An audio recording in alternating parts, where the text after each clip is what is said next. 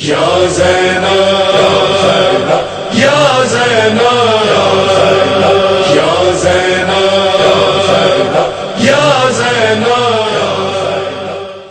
جزاک اللہ سبحان اللہ. یقیناً نہایت ہی بہترین مقالہ آپ حضرات اسی بہتر انداز سے سن بھی رہے تھے. اور بہرحال شہزادی زینب کبریٰ سلام اللہ علیہا کے خطبے کی باتیں ہو رہی تھیں. شہزادی خطاب کے اثرات ظاہر سی بات ہے جب آپ نے خطبے دینے شروع کیے تھے تب بھی آپ کو پتہ ہے کہ صرف ایک اشارے میں ہر طرح کی آوازوں پر سکوت کا پہرا چھا گیا تھا اور کسی میں جرأت نہیں تھی کہ کہیں سے کوئی آواز بلند ہوتی. وہ الگ بات ہے کہ کہا جائے کہ شہزادی کے بیان کا یہ اثر تھا اور خطبہ خطاب کی ساری باتیں ہو رہی ہیں تو آپ سب بہرحال ماشاءاللہ سنتے رہتے ہیں. خطاب مؤثر ہو تو انقلاب برپا ہوتا ہے. فکروں میں تبدیلی پیدا کرنے کے لیے الفاظ میں وہ اثر ہونا چاہیے کہ جو دل کی گہرائی تک اتر جائیں اور زمانے کی جو کیفیت ہے وہ تبدیل ہو, سوچنے کا انداز بدل جائے, یوں کہہ دوں کہ عقیدے بدل جائیں, طریقے بدل جائیں, انسان کا انداز متغیر ہو جائے. ایسے خطبے کے بعد اگر آپ محسوس کریں, بس ایک فقرہ کہہ کر کے اپنے اگلے مقرر کو آواز دینا چاہوں گا کہ سچ ہے اپنوں کے درمیان بیان بہت آسان ہے. جہاں ہر سماعت نگاہ عداوت سے بیان کو سن رہی ہو, ان کے درمیان ایسا بیان کہ ان کی نظر بھی تبدیل ہو جائے, ان کی فکر بھی بدل جائے, یہ جناب زینب کبریٰ کے خطاب کا اثر ہے.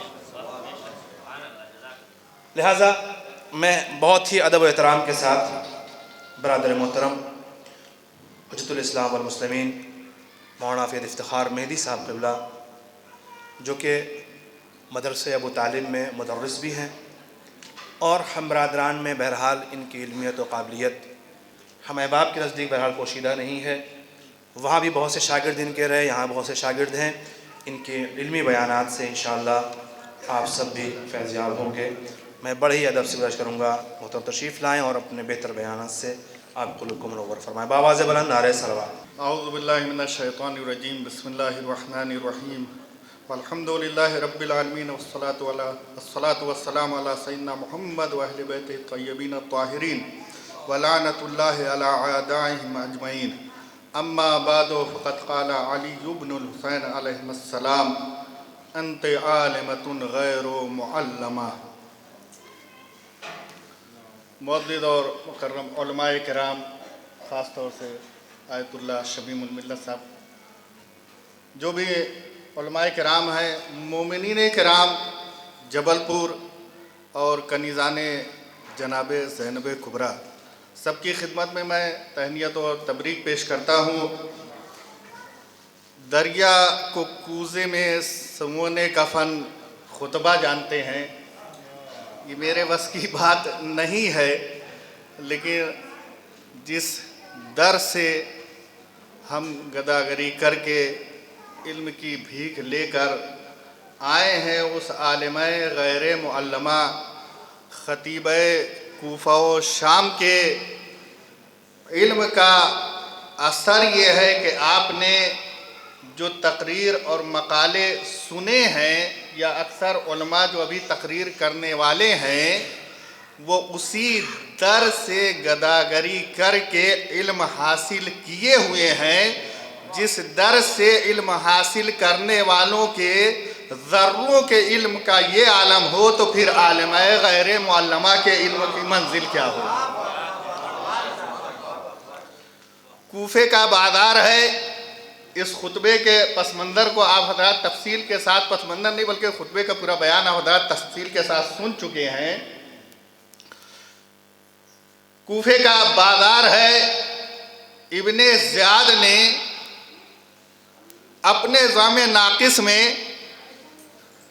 فتح کا جشن منانے کے لیے جتنے بھی اسباب تماشا ہو سکتے ہیں وہ سارے اس نے فراہم کیے۔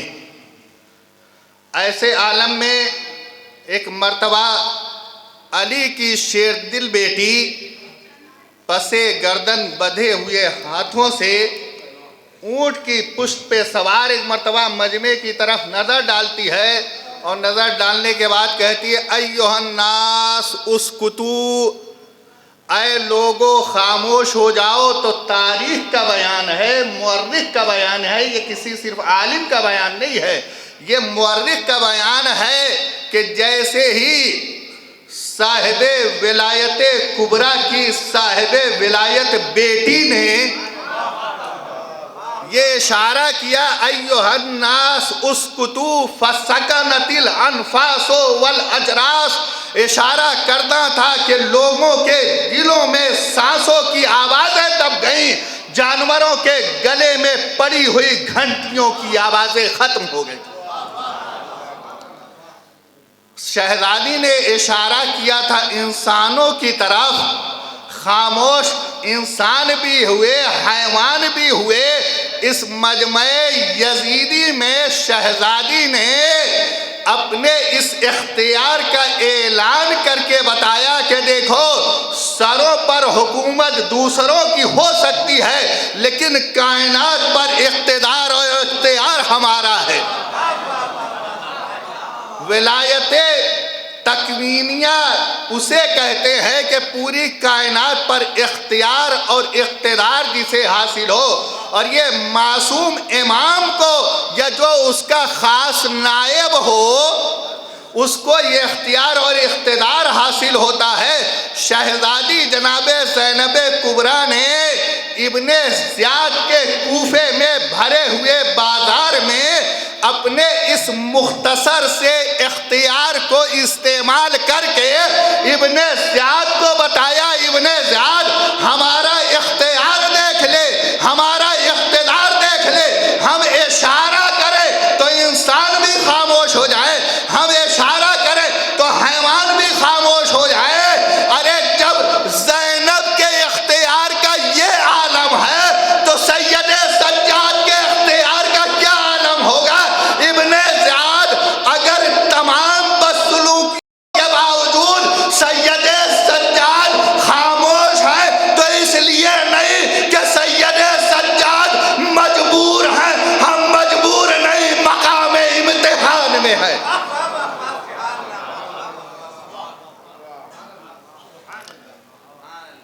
جب یہ تقریر مقام عروج پر پہنچی اور کوفے میں انقلاب کے حالات برپا ہو گئے تو وہ ابن زیاد جس نے تماشا دیکھنے کے لیے لوگوں کو بلایا تھا، جناب زینب کبریٰ نے اسی ابن زیاد کو جس نے اسباب تماشا جمع کیے تھے تاکہ اہل بیت کا تماشا دیکھا جائے، علی کی بیٹی نے اسی ابن زیاد کو سبب تماشا بنا دیا اور حکومت مجبور ہو گئی، زینب کے پاس نہیں آئی۔ خطبہ رکوانے کے لیے، تقریر کو رکوانے کے لیے ابن زیاد اور اس کی حکومت کو ہمت نہ ہوئی کہ زینب کے پاس آئے، اس لیے کہ زینب جب بول رہی تھی تو تاریخ کا راوی یہ کہتا ہے فواللہ کأنہا تفرغ عن ابیہا امیر المومنین، خدا کی قسم ایسا لگ رہا تھا کہ زینب نہیں بول رہی ہے بلکہ بازار کوفہ میں علی بول رہے ہیں۔ ایسے مصائب اور آلام کے عالم میں لہجے کا ایسا حسن انتخاب، جہاں انسان مصائب اور آلام میں گرفتار ہو جائے، نہ لہجے کا انتخاب سمجھ میں آتا ہے نہ الفاظ کا انتخاب سمجھ میں آتا ہے۔ ایسے قیامت خیز عالم میں، ایسے مصائب اور مصیبت کے ماحول میں شہزادی نے جو لہجہ اختیار کیا ہے، اپنے بابا علی کا لہجہ اختیار کیا ہے، اور تاریخ گواہ ہے کہ علی کے لہجے میں اگر گفتگو کی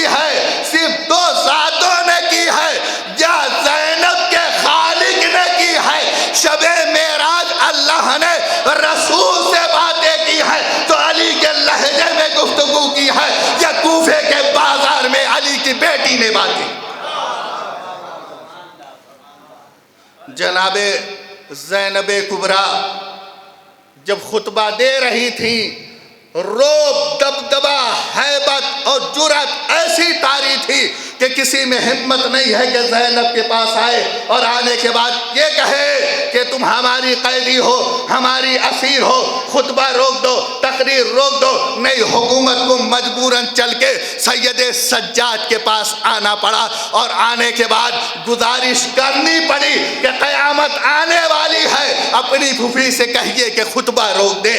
جناب سید سجاد نے فرمایا پھوپھی اماں خطبے کو ختم کر دیجئے، اللہ کے فضل و کرم سے آپ ایسی عالمہ ہیں کہ جسے سکھانے کی ضرورت نہیں، جسے تعلیم دینے کی ضرورت نہیں ہے. ارے جس کے گھر کی کنیز کی زبان قرآن ہو، بھلا اس زینب کے علم کا عالم کیا ہوگا جس علی نے، باب مدینۃ العلم نے، جسے زبان علم چسا کر پروان چڑھایا ہو.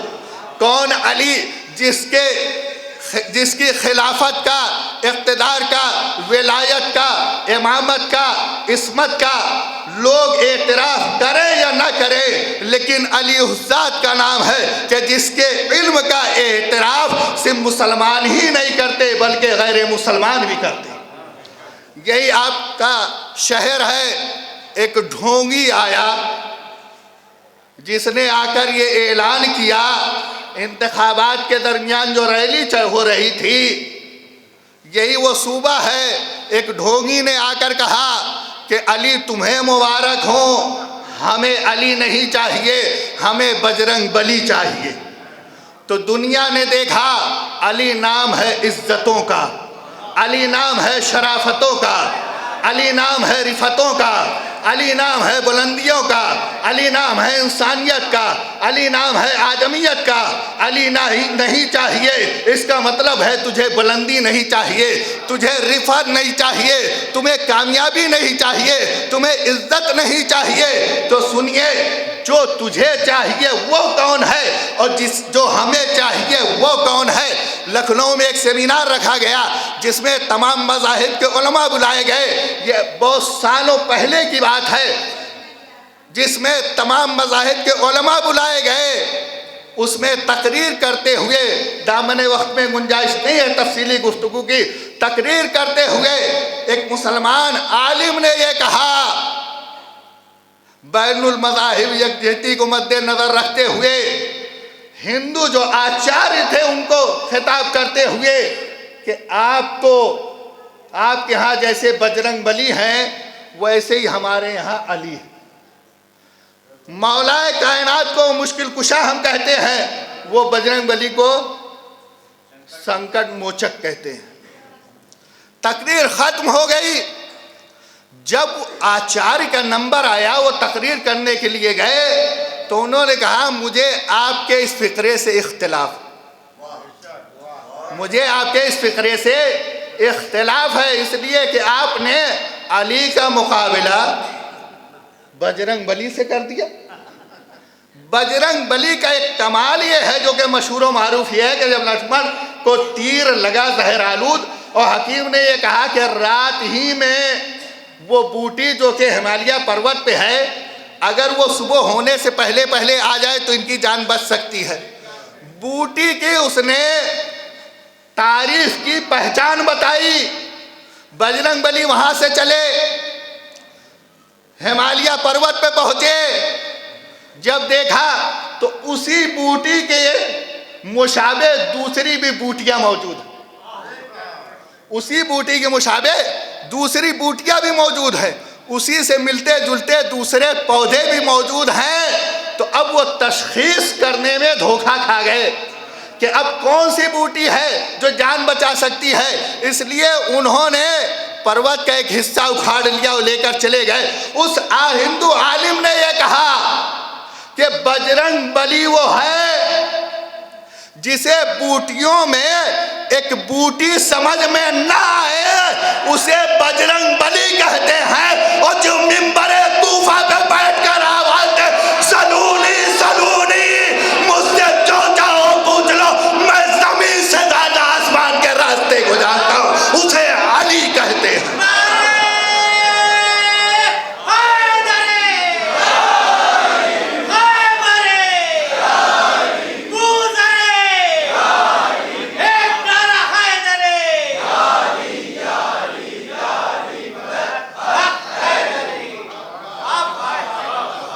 اسی عالم سماوات ورد، عالم ما کان وما یکون، جو ہو چکا ہے اور قیامت تک ہونے والا ہے، ایسے عالم علی کی بیٹی عالمہ غیر معلمہ زینب کبریٰ ہے۔ اور علم کا عالم یہ ہے کہ جب ابن زیاد نے اپنے دربار میں یہ کہا کیف رأیت صنع اللہ بأخیک الحسین، زینب تم نے دیکھا اللہ نے تمہارے بھائی کے ساتھ کیا کیا؟ زینب نے آواز دی ابن زیاد میں صرف آج نہیں میں قیامت تک کے لیے دیکھ رہی ہوں کہ اللہ نے میرے ساتھ کیا کیا ہے تیرے ساتھ کیا کیا ہے۔ ما رأیت الا جمیلہ، ہم نے تو اچھائی کے ساتھ کچھ نہیں دیکھا ہے۔ کوفے اور شام ابن زیاد کے دربار خطبے گواہ ہے کہ یزید جو چاہتا ہے کر سکتا ہے کر لے، جو پیسہ طاقت سیاست میڈیا جس کا استعمال کر سکتا ہے کر لے، نہ ہمارے ذکر مٹا سکتا ہے نہ ہماری وحی کو مٹا سکتا ہے۔ زینب ماضی حال میں کھڑے ہو کر مستقبل کے آئینے میں علم میں یزیدیت کا چہرہ دیکھ رہی تھی، اور جو اعلان کیا کہ تو ہمارا ذکر نہیں مٹا سکتا، صرف یہ دربار تک نہیں تھی، یہ دربار سے لے کر روضے تک تھی، یہ قیامت تک تھی۔ جب دہشت گرد سیریا میں آئے اور آنے کے بعد انہوں نے یہ کہا کہ ہم روضہ زینب کو مٹا دیں گے، اور سپر پاور طاقتوں نے ان دہشت گردوں کو جنہوں نے بنایا تھا جب ان کا ساتھ دیا، جب اسلحے دیے، ہم مٹا دیں گے۔ تاریخ گواہ ہے سپر پاور طاقت کے حمایت یافتہ دہشت گرد مٹ گئے، زینب کا روضہ باقی ہے۔ تو کاش دہشت گردوں نے، ان کی حمایت کرنے والے حکومتوں نے زینب کے اس خطبے کو پڑھ لیا ہوتا، ان کلمات کو یاد کر لیا ہوتا۔ ارے جب یزید اپنے دربار میں ذکر حسین نہ مٹا سکا،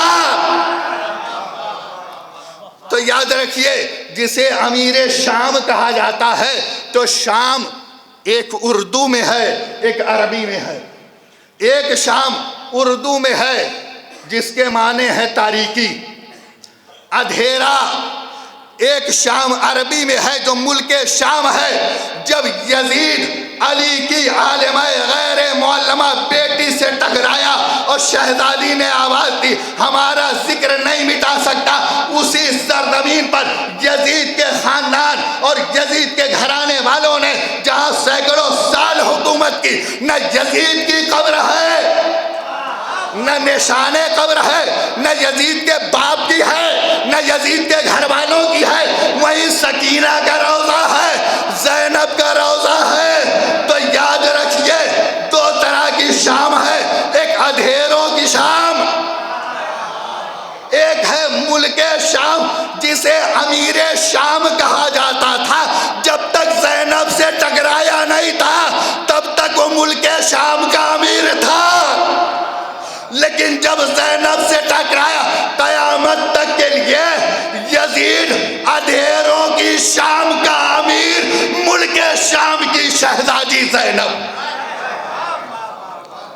ملک شام کی شہزادی زینب۔ اور اسی لیے تو آج اسی شام میں چلے جائیے جہاں سینکڑوں سال یزید اور یزید کے گھرانے والوں نے حکومت کی۔ آج یزید کے نام پر بھکاری کو بھیک دینے والا نہیں ملے گا، لیکن کائنات میں کوئی ایسا ملک نہیں ہے جہاں حسین کے نام پر تبرک نہ مل رہا۔ اور چونکہ یہ محفل طلباء کی طرف سے ہے، علماء کی طرف سے ہے، صرف آخری گزارش ہے کہ جب بھی محفل کا انعقاد ہوتا ہے تو بعض حضرات کی طرف سے تہنیت تبریک یا جو اشعار پڑھے جاتے ہیں، ولادت کی جگہ ظہور کا لفظ استعمال کیا جاتا ہے۔ میں یہ ذمہ داری سمجھتے ہوئے علماء کرام کی تائید اور اصلاح کی غرض سے یاد کر رہا ہوں کہ دیکھیے یقیناً لفظ ولادت اور ظہور میں جو تقدس ہے شاید وہ لفظ ولادت میں نہیں ہے۔ اسی لیے عقیدت کے دھارے میں بہہ کر ہم مستقل اس کا استعمال کرتے چلے جا رہے ہیں، لیکن شاید جانے اور انجانے میں ہم کتنی بڑی سازش کا شکار ہو رہے ہیں اس کا شاید ہمیں اندازہ نہیں ہے۔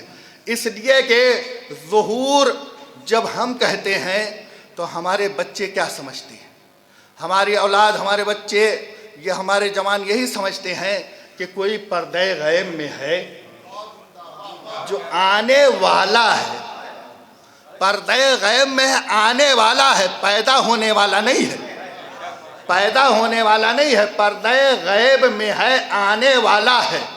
اب اگر ہم ولادت کی جگہ لفظ ظہور استعمال کریں گے اور ہم رسول اسلام کی ولادت کی جگہ لفظ ظہور استعمال کریں گے، جبکہ ولادت قرآن میں بھی استعمال ہوا ہے، ہماری دعاؤں میں بھی استعمال ہوا ہے، ہماری زیارت میں بھی استعمال ہوا ہے، اس کے ساتھ ساتھ کتنی بڑی شاید یہ سازش ہو رہی ہے کہ اگر ہم لفظ ظہور ولادت کی جگہ استعمال کریں گے، جب ہم کہیں گے مولا کائنات کی ولادت کی جگہ ظہور، ظہور کا مطلب کیا ہوا کہ ابھی ولادت ہوئی نہیں ہے، 13 رجب کو جب ظہور ہوا اس کا مطلب کہ 13 رجب کو ولادت ہوئی۔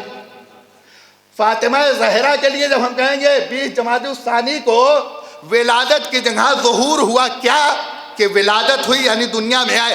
ایسے ہر ایک امام کے لیے ولادت کی جگہ جب ہم لفظ ظہور استعمال کریں گے تو یاد رکھیے جب ہم آخری امام کے لیے ظہور کا لفظ استعمال کریں گے تو جانے نہ انجانے میں ہم دشمنوں کی سازش کا شکار ہو رہے جو یہ کہہ رہے تمہارے امام پیدا نہیں ہوئے ہیں، پیدا ہوں گے تو عقیدت کے دھارے میں بہہ کر ہم دشمنوں کی سازشوں کا شکار نہ ہوں اور اپنے بچوں کے عقیدے اور مستقبل کو دوسروں کے حوالے نہ کر دے کہ جب امام زمانہ کے لیے ہم ظہور کا لفظ استعمال کریں تو دشمن کو یہ دلیل نہ مل جائے، دیکھو تمہارے علماء یہ کہتے ہیں، تمہارے مقررین یہ کہتے ہیں، تمہارے خطبہ یہ کہتے ہیں، تمہارے شعراء یہ کہتے ہیں کہ ولادت کا مطلب ہے ظہور۔ تو عزیزان گرامی یہ گزارش تھی کہ جب بھی ہم ولادت کے موقع پر لفظ استعمال کریں تو وہی استعمال کریں جو قرآن نے استعمال کیا ہے، جو حدیث اور زیارت اور دعاؤں میں معصومین علیہ السلام نے ہمیں دیا ہے۔ وآخر دعوانا